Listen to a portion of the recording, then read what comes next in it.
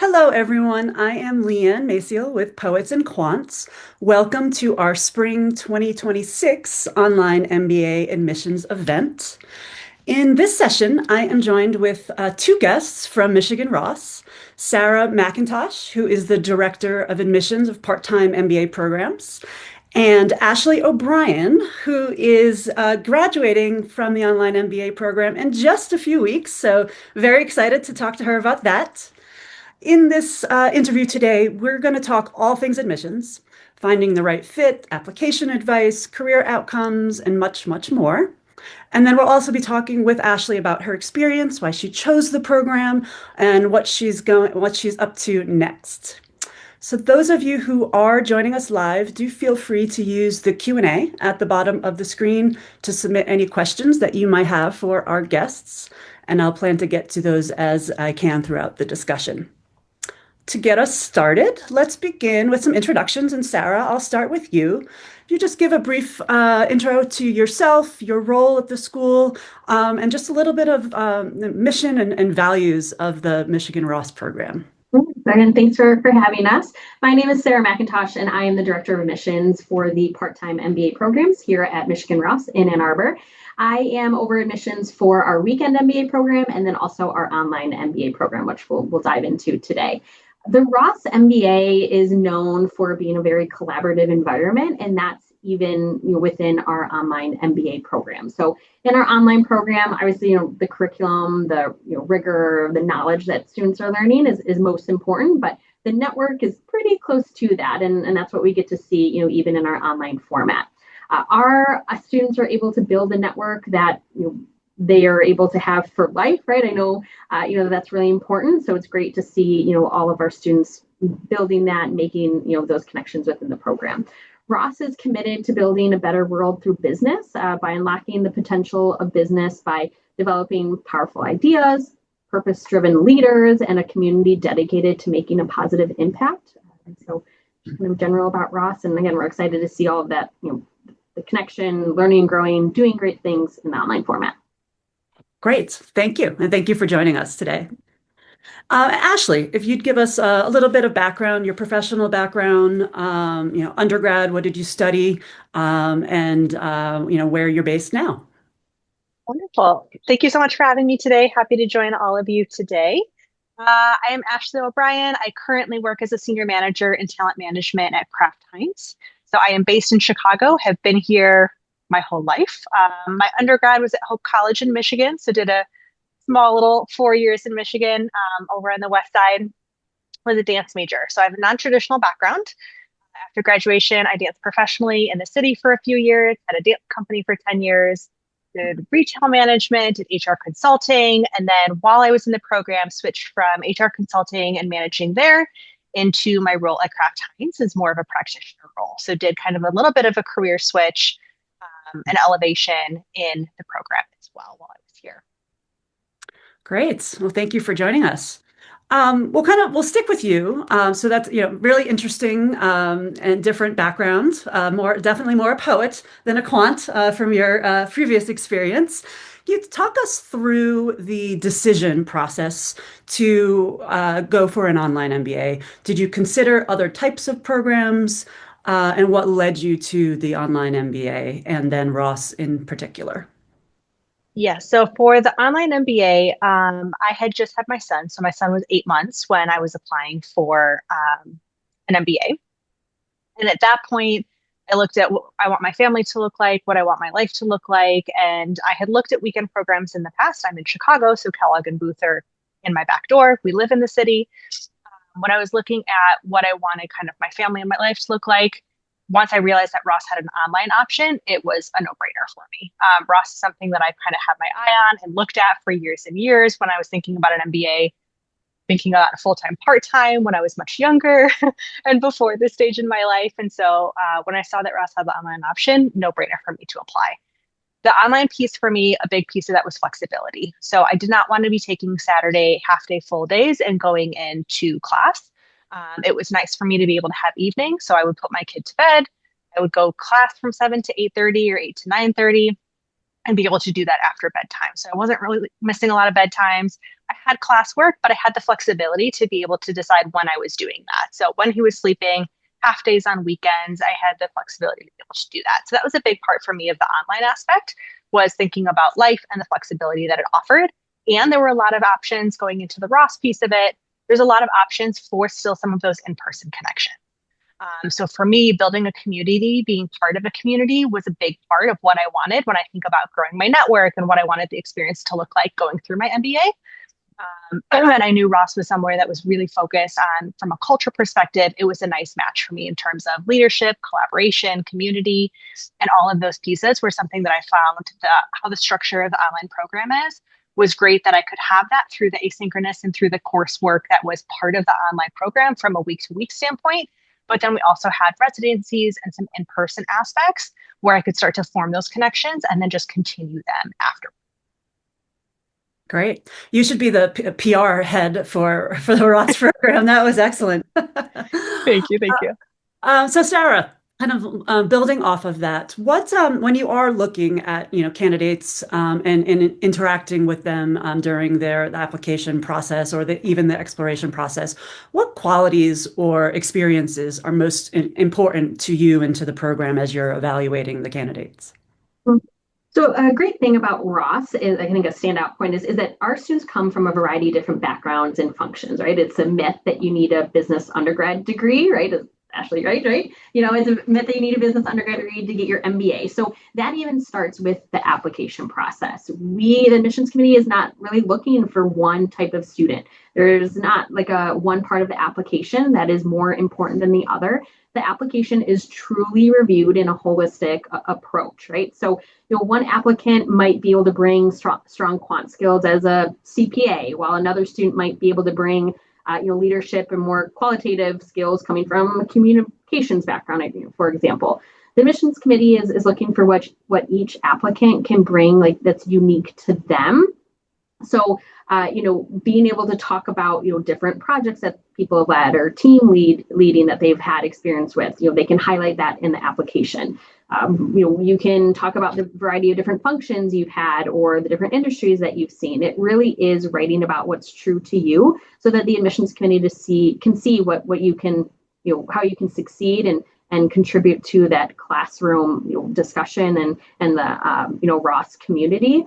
So it's really great, again, knowing that whatever experience you have, whether do you have a lot of work experience, great, you can bring that. Are you newer to the workforce? You can bring that, that eagerness, that seeing the business world in a different sense. You can bring all of that into your application, and again, a holistic approach with the application, and knowing that yes, in the classroom there's diversity and backgrounds and functions, but then also in applicants and prospective students. Great. So sticking with you and moving a little bit more into the curriculum, can you describe the structure of the program? So, right, Ashley talked about the flexibility was a key piece for her, but the model, the synchronous versus asynchronous, the opportunities that there are for in-person or interaction between the students. If you could share a little bit about that for us. Yeah, so the online MBA program is our most flexible program here at Ross. So on average, the program takes 2.5 to 3 years to complete. The majority of the program is online through asynchronous and synchronous learning. So for the core classes, these are your business fundamentals, accounting, finance, strategy, marketing, etc. And then your elective courses are done in the online format. So these are in 7-week half terms. So let's say during fall A for 7 weeks, someone might take marketing, and then for fall B for 7 weeks, they might take strategy, whatever the courses are. Within those 7 weeks, there is asynchronous work. This is reading, modules, simulations, practice problems, things that you complete on your own time by the due date, but that has that flexibility. Are you doing your coursework after your kids go to sleep, on your lunch break? Are you waking up early to do that? That's up to you. And then there are 4 synchronous sessions within those 7-week half terms where you get online with the faculty members and fellow classmates for a live class discussion. These synchronous sessions are interactive. It's like done with our, from our studios, like using the extended reality technology to really make our students feel like they're here in person. Our faculty will cold call our students in those synchronous sessions just like they're here in person, right? It's really just Instead of sitting here at Ross, you're on a screen, but the interaction with faculty is no different there. That is how the majority of the program is. Then, as Ashley talked about, right, we have those 3 on-campus or international location residencies. So each student has to complete 3. Right now we have 5 different themes, but you just have to complete 3. So in those residencies, the classes will be 14 weeks. Let's say you start in January, you have asynchronous, synchronous work. You come on campus or at the international location in the middle of February for 3 to 5 days for intensive programming. That's case competitions, that's class time, that's company visits, a lot of different kind of modes of learning with your fellow classmates. Then you go home and complete the rest of the 14 weeks online. The last component is MAP, which stands for Multidisciplinary Action Project. This is where our students, it's basically like a mini consulting project, where our students will work on projects from real companies, a small mom and pop up to Fortune 500 companies. They have a project, something they need help with, and instead of going and hiring a consulting firm, they'll bring their projects here. So our students are really taking that action-based learning and applying what they're learning in the classroom to a real project or situation.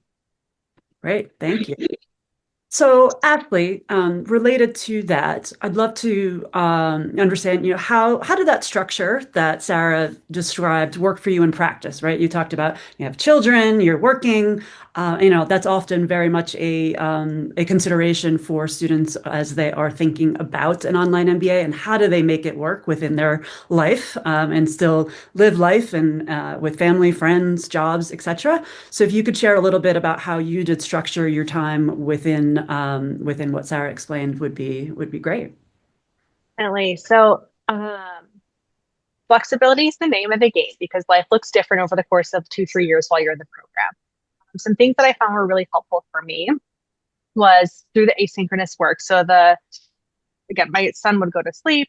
I would come. A lot of my schoolwork was done 8:30 to 10, 8:30 to 11, 3 or 4 nights a week, and then a little bit on the weekends. That kind of spacing wise worked out for me in terms of getting coursework done. Depending on the class, it could be anywhere from like 10 to 12 to 15 hours a week of asynchronous coursework outside of the live synchronous class sessions. That was oftentimes in the evening when it was like watching part of a video. I might realize, okay, there's a few articles that we need to read or a case that we need to read. Great. I'm going to download that. I'm going to save that. And I'm going to read it on the bus because I take public transit to and from work. So I'm going to read that on the bus. There's lots of people who in my cohort drive to and from work. And so they will download it into one of the like audio apps and Speechify read it to them when they're going to and from. And so there's a lot of ways that we've creatively used the asynchronous work to fit into our lifestyle. A lot of people will do it during lunch breaks or at the like end of their workday. They'll end their workday at 4 and then do an hour and a half of schoolwork at the end of the day. So it really can, because it's online, you can pull it up on your phone, your tablet, your laptop, wherever you are. I've done it in the beginning of the first 6 months. I was like, I'm going to create a fun list of everywhere I've done my schoolwork. Like I've done it on an airplane. I've done it in this state. So that aspect is that very much can come with you wherever you're at. I found that to be very Great. I'm sure that list could be quite entertaining in its entirety.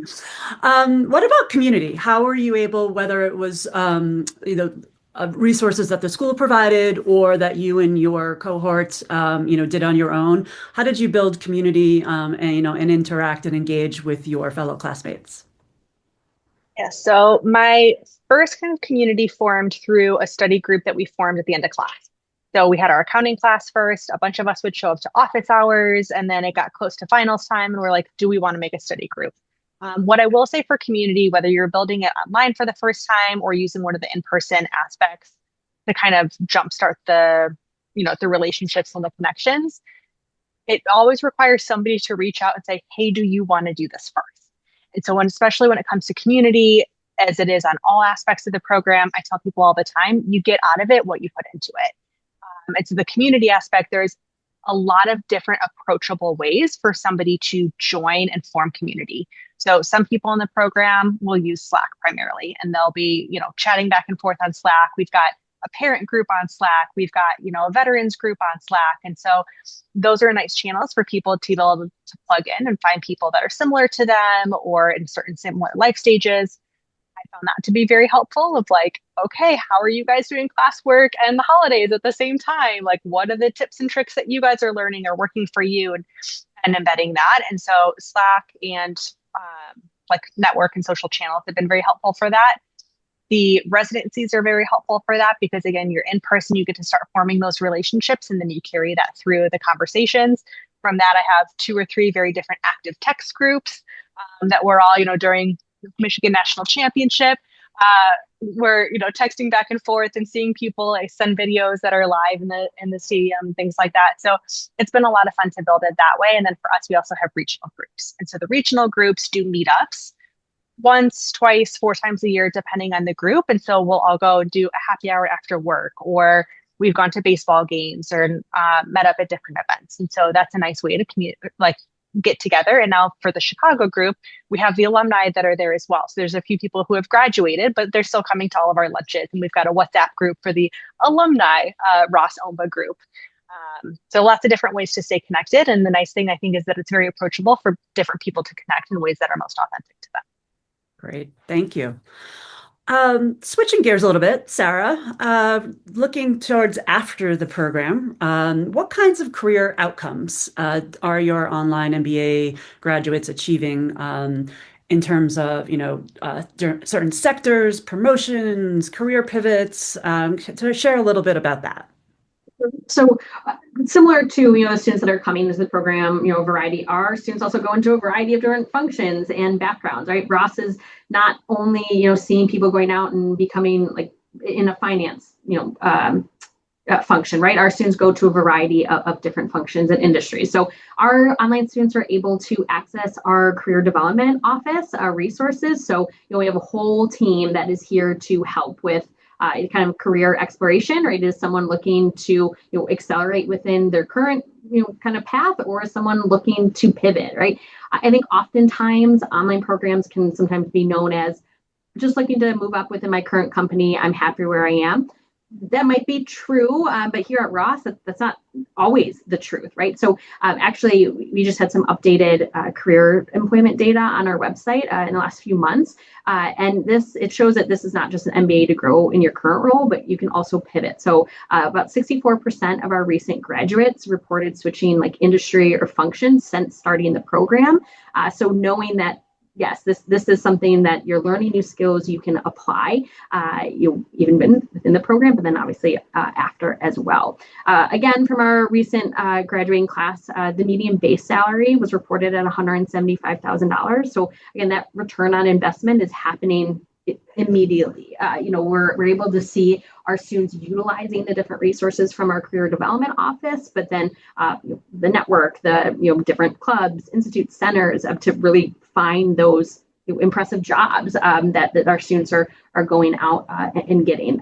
More in-depth career data is on the website, but just kind of 2 big things about people being able to make that career pivot. We are seeing, I would say, like consulting and tech are 2 very big industries and that our students are going into, but it's not the only, right? I mean, those just might be it. I would say healthcare is really kind of creeping up there as well, but we have people, again, going into a variety of different industries, a variety of different functions. Again, is it a complete pivot? Someone going from kind of like an engineering role into going and doing marketing, or is it someone that is kind of in the marketing role, but maybe now heading that department, or going in a different industry for marketing? It really is a wide range. Great. So Ashley, with that said, can you share a little bit about, your professional goals and, in going and doing the online MBA, or any examples of kind of how you've leveraged while you've been in the program and what you're hoping to be able to do once you graduate in a few weeks? Yeah, definitely. So a big part of my interest in Ross and interest in MBA was looking to elevate into leadership roles. Being a non-traditional background, there was a base of knowledge that I didn't have. So one, from a level of knowledge, from a level of being able to have confidence in myself and my own capabilities, the network to help me do that. All those things are things that I were looking at getting out of the MBA experience. For me personally, then it's how do I do that? I took 3.5 years to do the program because I also just had a baby 9 weeks ago who's sitting in the back here. And so for me, did 3.5 years to go through it. I knew by doing that, I wasn't just saying, okay, I want to look and explore different options. And so through our career development office, also just through like my peers and my classmates, being able to talk to them and say, okay, well, what do you do? What is that industry like? What is that role like? Am I interested in doing a product management role? Am I interested in doing consulting? Do I want to go through recruiting for that? Or am I looking at, having confidence in the career path that I've chose? For me, that was sticking within HR and elevating into the leadership roles there. Our career development office was extremely helpful as I was starting to prep for interviews and looking at switching roles midway through the program. So when I was we used it for interviews when I was looking for the management role in my previous employer. And then when I was looking at my current role, used the resume resources, used the interview prep resources. I used, we've got like career coaches and counselors, all the different aspects there. And then all the kind of Ross Recruit things that we have as well were really helpful to find out what's available. I'm thinking about salary negotiations. How do I go about that? All of those resources were built in. So I could do that while I was making an elevation and pivot within my own time at Ross. And then also as I'm looking at graduation and thinking about what's next, whether that be at my current employer or somewhere else, what is the role that I'm looking for? What are the values that I want to be able to hold on to, as well as the pay that I'm interested in and supporting my family, and moving me closer to being able to achieve those leadership goals that I had coming in. Sure, that's great. I love the examples of your classmates because I think very often, as much as you learn the curriculum from the faculty, you learn just as much from your counterparts who are bringing vast experiences professionally and personally. So I love that you kind of you wove that in there. That's great. Sticking with you, Ashley, someone who's watching this is thinking about, do I want an online MBA? Is that the right program for me? And perhaps more specifically, I'm considering Ross. What would be your advice or your tips to them? First, I will debunk the theories of online is just a degree where you're sitting in front of a screen. It is so much more than that. And it has given me so much more than that. So what the online allows you to do is to have a little bit more flexibility. So if you are traveling, I have had peers who got married, who have had kids, who have moved states, who have transitioned jobs, people who are in the military, people who travel a lot and they're, in and out of hotels for work and wasn't looking to travel again on the weekends.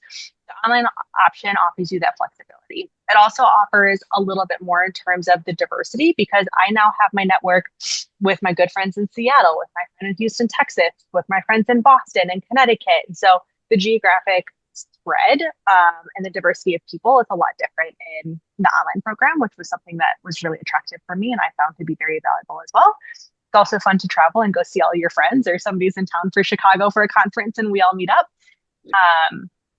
So the online option is definitely still a great place where you can build community. Like I said, you do have to be a little bit more intentional about it because you don't have that proximity of being in the classroom with everybody on a regular basis.